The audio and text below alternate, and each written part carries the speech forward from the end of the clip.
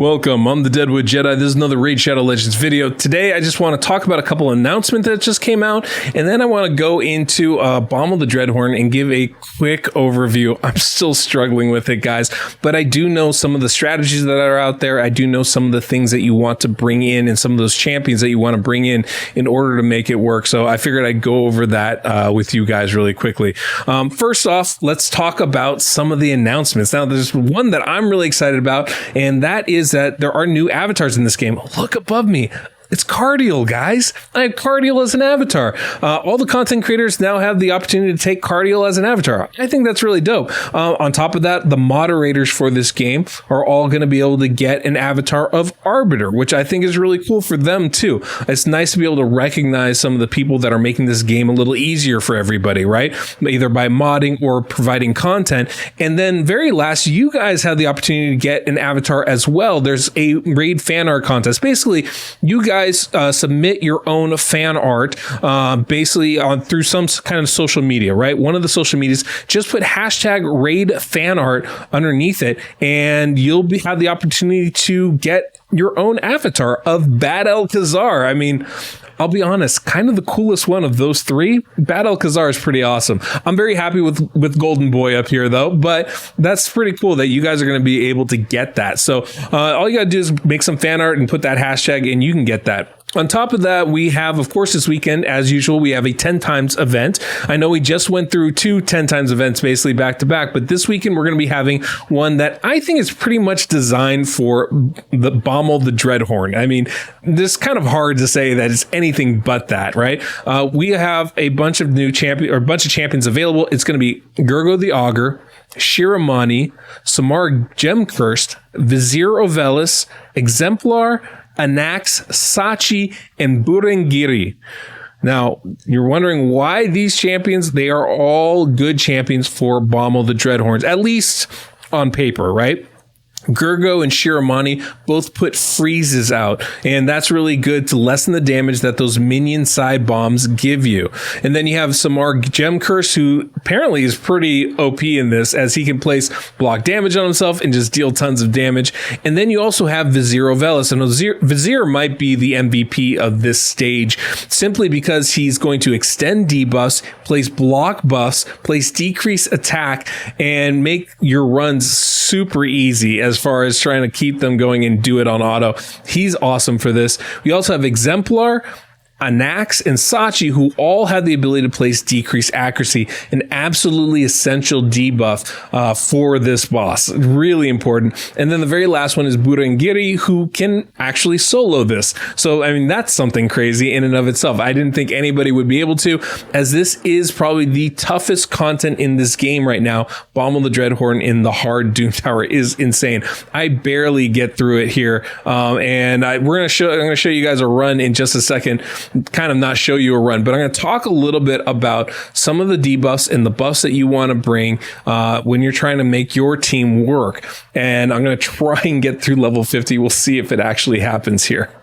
Now, I'm just for the first time trying to take down level 50 here. Still haven't done that yet. So I'm no expert at this, but understand like how to go about doing this is pretty straightforward.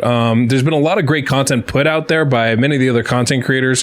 Cold Brew put out a wonderful video. Murderings put out a couple of videos. A lot of people have put out some amazing stuff. As far as like how to go about the specifics of building a team around this, I just want to kind of cover some of those reasons and how you go about doing this to kind of, I don't know, maybe if you guys are struggling on this, you're trying to figure out how to do this, hopefully this will be a little bit helpful for you. And it's definitely going to show why some of these 10-time champions are so important. Now, one of the things you definitely want is decreased accuracy. And the reason for that is the accuracy of the Bommal is like an insane amount. It's like 800 accuracy or something.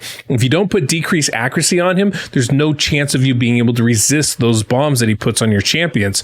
And that's one of the reasons why Vizier is so amazing, because once you get a debuff on, Vizier is able to keep that on pretty much permanently no matter what the boss does. So it allows you to build a team with resistance and actually resist the debuffs that you're getting.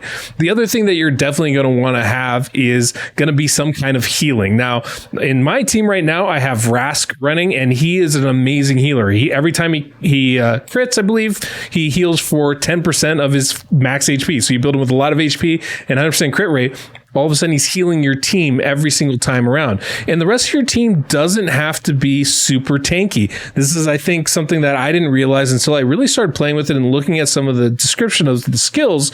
You don't have to be super tanky.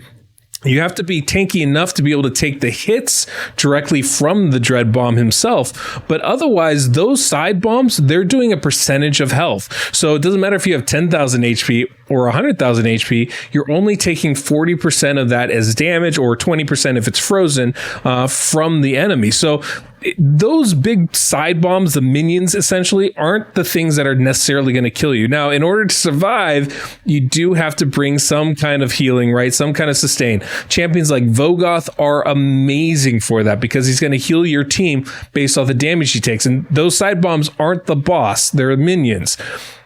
Like that, there is one crazy champion, a rare champion. Cold Brew actually showed this comp off in a video of his, and it is bonkers. Master Butcher. You'll see him. He's on the far left of my team here, sitting right next to me. There, you can see him right next to Whirlim.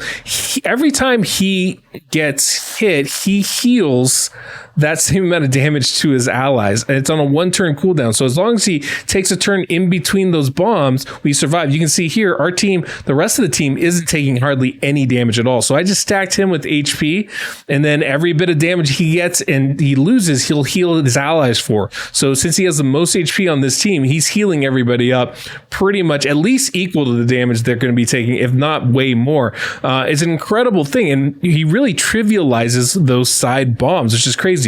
Now, I put him in a Fury set, I want to say. Not Fury, the set where every time you lose HP, you speed up, by the Frenzy set. It's an amazing set for him because he loses so much HP, 40%. He's going to get a huge turn meter boost and let him take another turn, resetting that cooldown. It's a great thing. If you guys are interested in using him, I definitely recommend watching Cold Brew's video, which I'm actually going to link at the end of this video, and I'll have a link to it down below in the description of this as well. So if you're interested, definitely check that out. But he's great for that. Champions like Whirlin to give you that decreased accuracy. A lot of these champions in this 10 times event, Sachi, and all the others are going to be really, really good. Anax, Exemplar, they're going to be really helpful for that. You can also block debuffs on this if you want, block damage, I should say, or be unkillable. Those will work in this fight. So if you can time it out and you can bring a couple of towers or Cernyx or Man-Eaters even, and time it out so that you keep unkillable up for the full fight, you can survive this. Now, it is very tricky, and speed tuning that is often difficult. Now, you got to remember the bomb guy takes an extra turn. The side minion bombs are going on their own turn meter, thing. So it's going to be a little bit tricky in order to make it work. But if you can, it can be very fruitful. And I think that's definitely another way to go about doing it. You do have to be careful though, because the boss will remove the debuffs off of you. That's one of his moves. So if you don't have decreased accuracy up permanently, if you can't resist it, it can be really, really problematic. Even in this run, which it looks like I'm going to beat it for the first time. It's taken me 16 minutes. This is a long run. It's not an auto-friendly team. But there's definitely ways to go about doing it. Now, as far as farming it and other stuff, champions like Burangiri are going to be amazing because he can solo this boss. Again, not fast runs, but to be able to solo the boss is pretty amazing in and of itself. And so there's definitely some potential there for some really nice teams, but you just got to know what you're bringing in. The one other thing I want to bring up as far as debuffs go is going to be bringing up block buffs. And block buffs is really helpful because he likes to put an increased attack buff on himself, and those bombs that he places on you, they are going to be modified. They're going to be increase the damage based off his attack. So an increased attack buff is really bad. If you can put decreased attack on him as well, that's really good. The more of those the lower you can keep his attack, the less damage you're going to take from the bombs he does place on your champions and allow you to survive. So that's just it really quick. I just wanted to go over a couple couple of the ways to go about beating this boss. Some of the things that you're going to want to think about and bringing in, you might want to bring in buffs like increased defense. Strengthen is especially good because that will actually help negate the damage that you take from the bombs. Increased defense actually won't.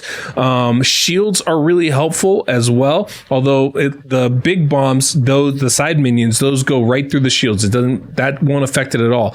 But the shields will help you with the bombs that the boss places on you. Those are some of the things you're really going to want to have. Decrease, or I should say, block debuffs is helpful because every time a bomb goes off, there's a chance to get a stun. And so having that up definitely helps to mitigate that. You can see we got a couple stuns out there right now, but it's not essential to it. It's definitely very helpful though. And so there's a couple of different ways you can go about doing this. You can bring in Doom Priest. You can actually use HP burn to burn down the champion, though that makes the bombs go off a little faster. So there's a couple different ways you can go about doing this, but it is tricky, and this is definitely the hardest part of this game. This isn't a bad thing though, right? It's the Doom Tower. It's supposed to be incredibly hard. In fact, I think it's actually a good thing for the game. This is how the Doom Tower should have started. It should have started as this impossible thing and gotten easier over time, as opposed to the other way around, where we started off fairly doable and then slowly has gotten harder as we progressed. So this is not a bad thing. I think this is a good boss for us. I think it's definitely a challenge for people. And if you're doing the lower difficulties, when you're doing normal, it's a lot easier to go through and just brute force it as well. It's a tough go in the beginning, but definitely a way to do it. Yeah, that's pretty much all we got. Don't fall into the bomb trap. Don't try to place bombs. That's not as useful. You can use deflection sets. Those are great. Regeneration sets are great. Stacking resistance is always a good thing here. Immortal sets are great. Trying to find ways to stay alive is crucial. The deflection is really good because it'll actually deflect the bombs back onto Bommal, and that will be really helpful too. But we're going to actually win this thing. That's crazy. Yeah, so good luck to you guys doing Bommal the Dreadhorn. It is rough. But I will be, it's a rough one. If I can ever come up with a good, solid team that can take down 10 through 90, I'll definitely post a video on it. But it's slow going. It's not an easy thing to do. I had to manual a bunch of this to make it work. So I wish you guys luck with it. Don't get discouraged if it's too hard for you right now.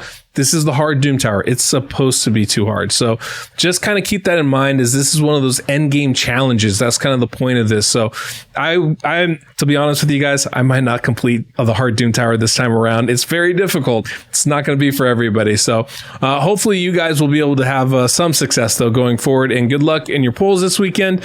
And that's all we got. So, make some fan art, get a new avatar, and until next we meet, I'm the Deadwood Jedi.